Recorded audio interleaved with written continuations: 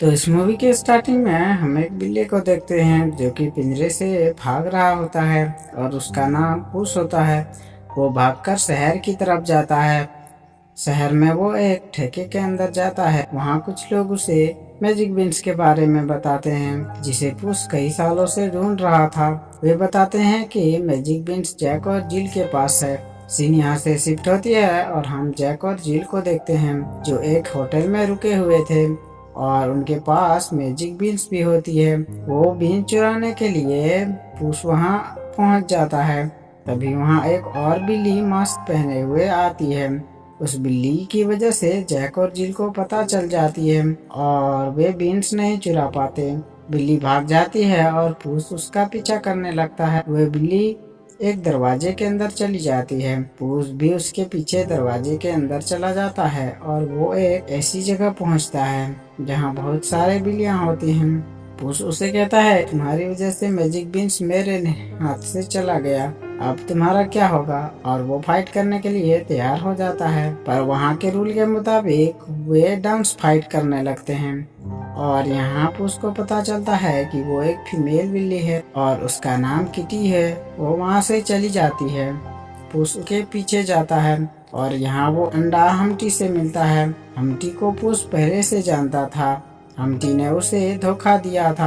हमटी उसको साथ मिलकर काम करने को कहता है। उसे मना कर देता है और वहाँ से चला जाता है।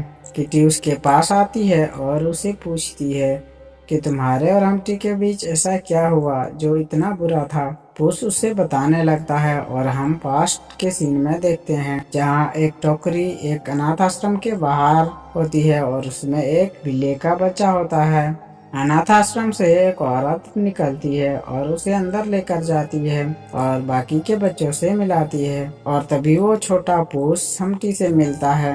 और नेक्स्ट सीन में हमटी एक घर के अंदर जा रहा होता है। छोटा पुश भी वहाँ आता है और देखता है कि हमटी कुछ बीन्स बो रहा होता है और यहाँ हमटी छोटे पुश को मैजिक बीन्स के बारे में बताता है और यही उसका नाम पुश भी रख देता है। दोनों पार्टनर बन जाते हैं और अब दोनों मिलकर बीन्स इकट्ठा करने लगते हैं और इसी बीच दोनों बड़े हो जाते हैं और बहुत सारी शरारतें करते हैं और चोरी के इल्जाम में पकड़े जाते हैं और वो औरत इमेल्डा उन्हें समझाती है।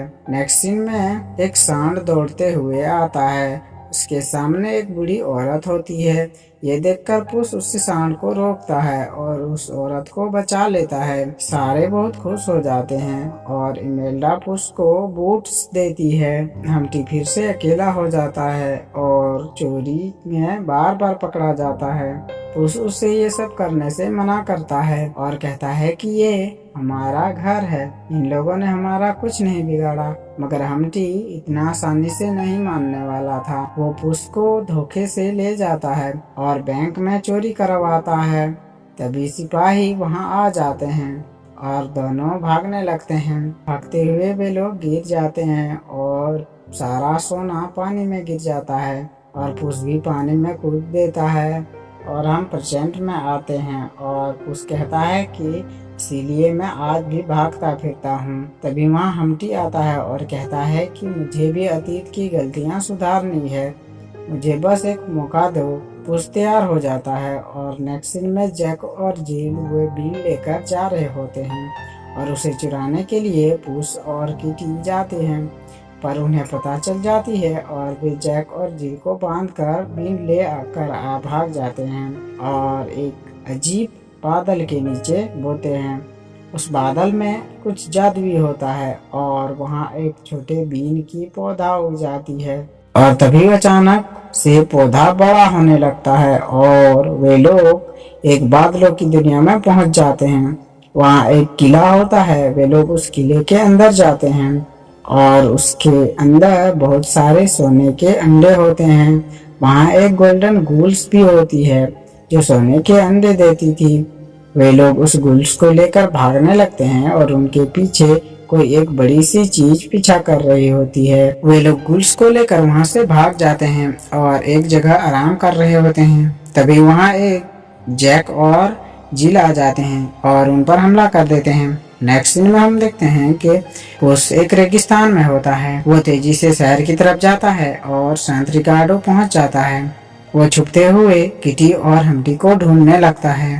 पुस को वो मिल जाते हैं और यहाँ कहानी में एक बड़ा ट्विस्ट आता है।